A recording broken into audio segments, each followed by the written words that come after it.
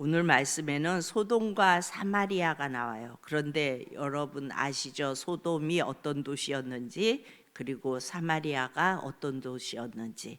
가장 저주받은 도시이고 또한 천한 취급을 받았던 그런 도시였습니다. 그런데 오늘 55절에 보면요, 이렇게 말씀하세요. 내 아우 소돔과, 그러니까 가장 저주받은 도시가 소돔이에요. 그의 딸들이 옛 지위를 회복할 것이요, 사마리아와 가장 천하게 여겼던 곳이죠. 그의 딸들도 그의 옛 지위를 회복할 것이며 너와 내 딸들도 너희 옛 지위를 회복할 것이니라. 그러니까 옛 지위를 회복할 것이라고 말씀하세요.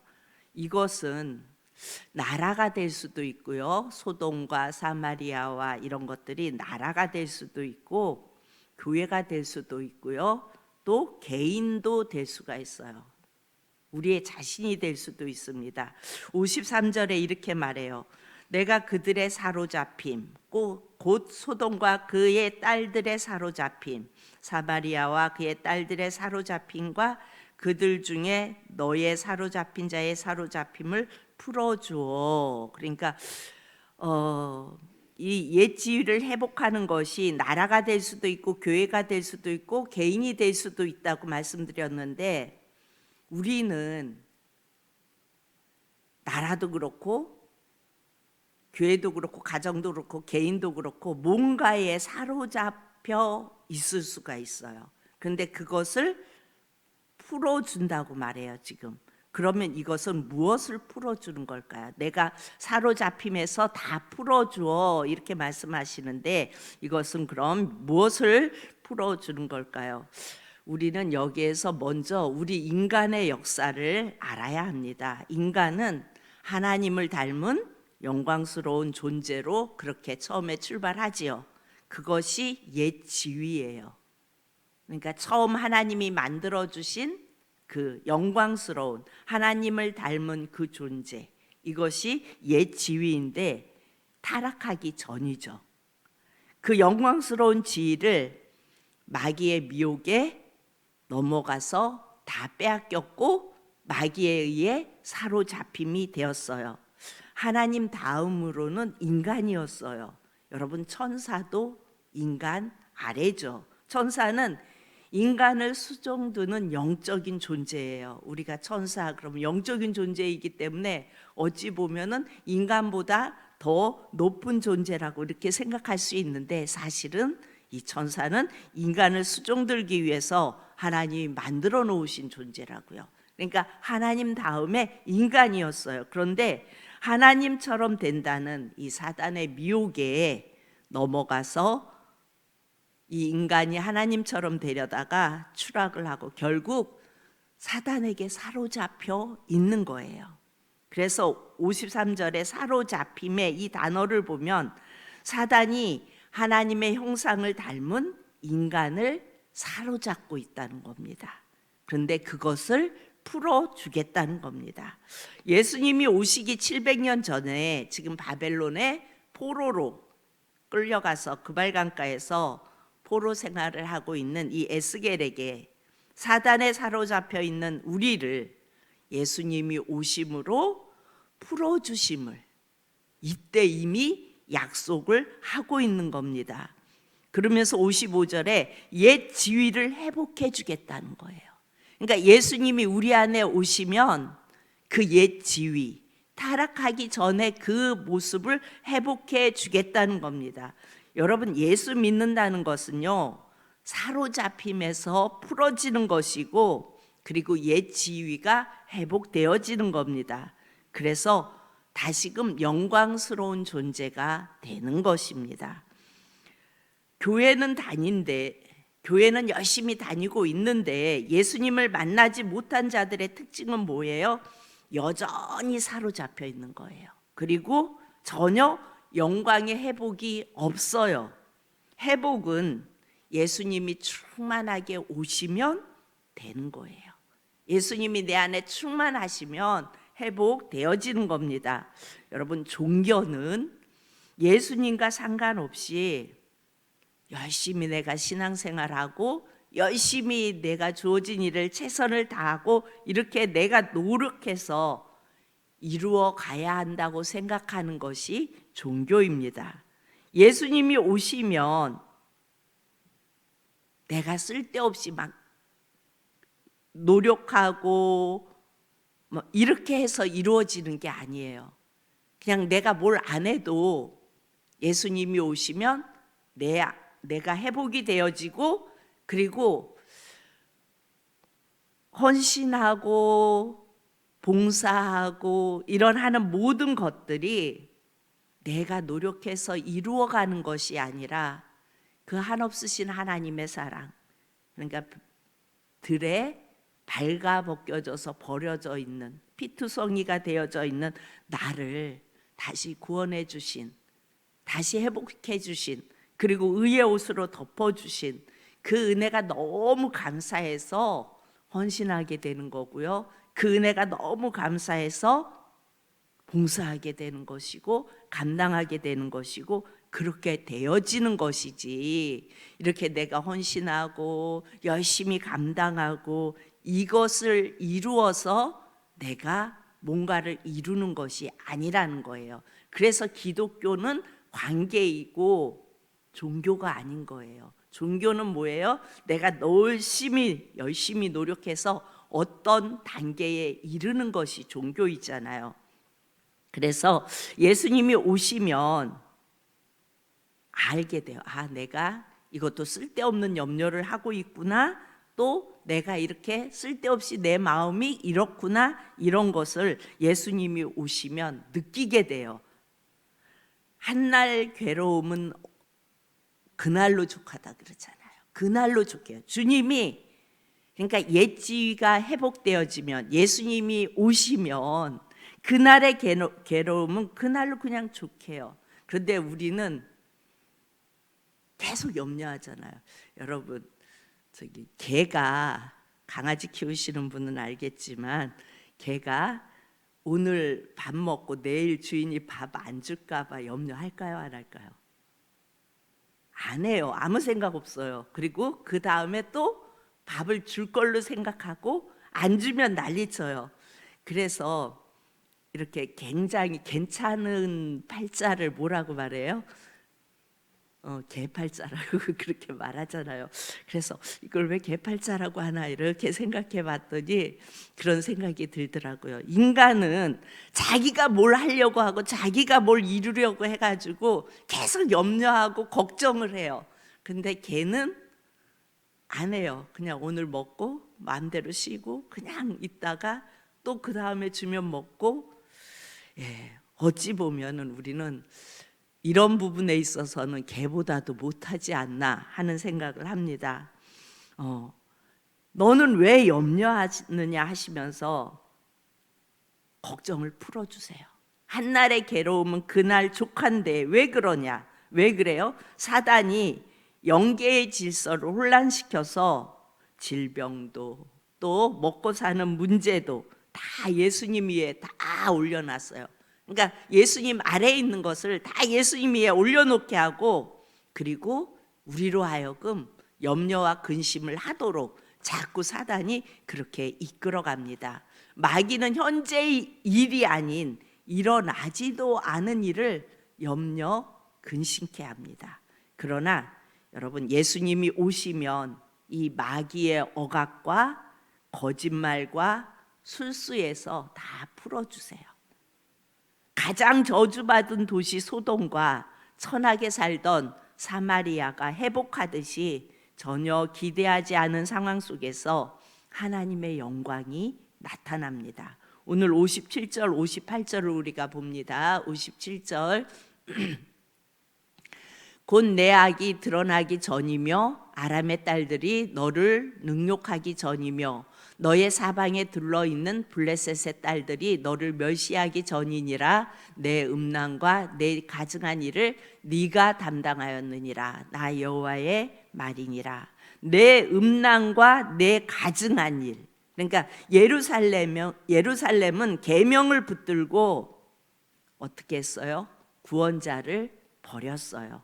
그들은 율법을 붙들고 오시는 메시아를 버렸어요. 이게 뭐예요? 음란이에요. 즉 메시아를 버리는 일. 그래서 소돔과 사마리아보다 너희가 못하게 되었다고 말씀하세요. 이스라엘 사람들이 이 소돔이나 또 이 사마리아를 엄청 무시했잖아요. 천하게 여겼잖아요. 그런데 너희가 율법을 붙들고 결국은 메시아를 버림으로 인하여 너희가 소돔과 사마리아보다 못하게 되었다고 말씀합니다. 예루살렘을 징계하시는 이 일을 우리가 이 말씀을 예수님 중심으로 보지 않으면 이해가 되지 않아요. 그러나 예수님 중심으로 보면요, 사로잡힌 우리를 풀어주시려고 예수님을 이스라엘 민족을 통해 예루살렘으로 보내셨다는 거예요. 예루살렘에 오게 하셨다는 거예요. 그런데 계명과 율법을 지켜서 구원을 받는다는 그 음란의 길을 갔던 종교 지도자들의 손에 예수님이 죽지요. 그래서 하나님이 가장 큰 진노를 예루살렘에 퍼붓는 거예요. 그러니까 이 에스겔서 이 16장에는 계속해서 저주를 퍼붓는 그게 계속 나오죠. 왜 그래요? 그래서 그러는 거예요. 하나님이 가장 큰 진노, 이 땅에 오신 하나님, 우리를 구하시기 위하여 예수라는 이름으로 오신 그 하나님을 버린 죄를 그렇게 진노로 퍼부으시는 거예요. 우리 마음에 여러분 예수님이 오시면요, 진노를 받을 일이 없어요. 그러나 우리가 나의 의를 내세우고 어떤 나의 종교적 프로필을 내세우면서 내가 이루었다고 생각하고 내가 이루어 간다고 생각하면요, 이것이 음행이에요. 우리는 하나님이 보내신 구원자, 죄인의 영원한 신랑이신 예수님이 내 마음에 계시면, 우리 마음에 계시면 하나님은 우리에게 진노를 퍼부을 이유가 없다고요. 예수님은 우리를 죄악 가운데에서도 어때요? 우리를 늘 영광으로 인도하세요. 예수님을 아는 것은 어쩌면 지식일 수도 있어요. 아, 예수님이 십자가에서 나를 위하여 십자가에 달리셔서 죽으셨구나, 이렇게 아는 지식일 수 있어요. 그러나 여러분, 예수님이 오신다는 거는요, 관계가 형성되는 거예요. 아는 것에서 넘어서 아, 예수님 나를 위해 십자가에 달리셨구나 이렇게 알고 있는 게 아니라 관계가 형성되는 거라고요. 그래서 우리는 예수님이 오시기를 늘 사모해야 돼요. 그리고 오셔서 내 마음에 뭐라 하시나, 예수님이 내게 뭐라고 말씀하시나, 이 상황에 대해서는 어떻게 말씀하시나 듣고 순응하는 시간이 되어져야 되고, 순응하는 신앙이 되어져야 합니다. 문제가 오면 우리가 인생을 살아가면서 어떤 문제들이 오잖아요. 그러면 주님 앞에 올려드리고 기다리십시오. 그러면 주님의 일하심을 보게 됩니다. 그렇게 어떤 문제가 올 때마다 예수님께 말씀드리고 주님이 뭐라고 하시나 기다릴 수 있는 신앙이 예수님을 만난 신앙이에요. 그런데 우리는 어때요? 어떠한 일들이 이렇게 닥쳐오면 먼저 내 경험, 내 지식, 또 상황, 어떤 이런 것들이 먼저 앞서잖아요. 그리고 그것으로 풀어가려고 하잖아요. 해마다 이렇게 더위가 막 될 때 되면 이 목에 이상이 생기기 시작해요. 그래갖고 벌써 지난주부터 계속 목에 뭐가 이렇게 잔뜩 이렇게 붙어 있는 느낌이에요. 그래, 침 넘기기도 힘들고 막 이러면서 또 이렇게 나름대로 막 알아보게 되더라고요. 저도 막 알아보고 이럴 때 어떻게 해야 되나 막 그런데 나 자신도 이 말씀을 보면서 그러는 나 자신을 이렇게 보게 됐어요. 아, 그래, 이게 꼭 요 7월, 8월 이때 그렇게 힘들게 해요, 목이. 그런데 이게 또 오니까 이게 뭘까? 그러면서 별 생각을 다 했어요. 이게 내면에 어떤 문제가 있어서 요때 되면 이게 뭐가 돼갖고 이렇게 오는 거가 아닐까? 막 이런 것까지 이렇게 생각하고 있는 저를 발견했어요. 주님을 바라보고 주님께 묻고 주님께 올려드리기 전에 먼저 그러는 우리의 모습. 여러분, 아는 신앙은요, 문제가 오면 막 자기의 모든 경험과 지식을 총동원해서 해결할 길을 찾아요. 그러다 보니까 살기가 힘이 드는 거예요. 그렇죠? 그런데 내 방법을 다 동원해서 난리를 치면 어떨까요? 주님은 그냥 보고 계세요. 그냥 그래 해봐. 네가 하는 데까지 계속 해봐. 계속 해봐. 그러면 그 사람은 인생 속에서 주님이 하신 일을 말할 거리가 점점 없어져요. 왜? 내가 했으니까. 내가 알아보고 내가 다 찾아보고 그래서 내가 했으니까. 그런데 나의 무능함, 내가 어찌할 수 없음, 이 작은 것 하나라도, 손에 가시 하나 박힌 거라도, 하나님 이게 내 힘으로 될 수 없어요. 나는 요거 하나 박혔는데도 벌써 온몸에 열이 오르고 이래요. 이렇게 예수님께 모든 주권을 예수님께 맡기고 내 무능함을 인정하고 기다릴 수 있어야 되는 거예요. 그러면 주님께서 사람을 통해서 일하시든가 아니면 어떤 생각을 주시든가 아니면 어떤 상황 속에서 일들을 이루시는, 하나님이 하시는 일들을 보게 됩니다. 여러분, 그래서 이제 어제 병원을 갔어요. 결국은 병원을 갔다 왔는데, 그리고 나서 말씀을 묵상하면서 내 자신을 보면서 회개했어요. 주님, 그래요. 결국은 저 또 이랬네요. 주님이 계신데 주님은 보고 계시라고 놔뒀네요. 그렇게 기도하고 밤인데요. 어느 분이 생각지도 않는데 전화했는데 그분이 이거에 대해서 얘기를 해주더라고요. 그러면서 그거는 그런 약 먹으면 몸만 나빠진다고. 그래서 근데 이걸 어떻게 알고, 내가 이렇다는 게 어떻게 알고 전화하셨어요? 라고 물어보니까 아니 그냥 그렇게, 그런데 전화했는데 그냥 자연스럽게. 그러니까 얼마나 무지하면 제가 얼마나 무지하게 여전히 말씀은 그렇게 전하면서 내 일에 있어서는 여전히 그러고 있는 내 모습을 보면서 주님이 그렇게 아예 그냥 찍어서 이렇게 경험하게 하시더라고요. 그래서 아 그렇구나 주님 하고 회개했습니다. 여러분, 내 안에 계신 주님이 언제나 보고 계세요.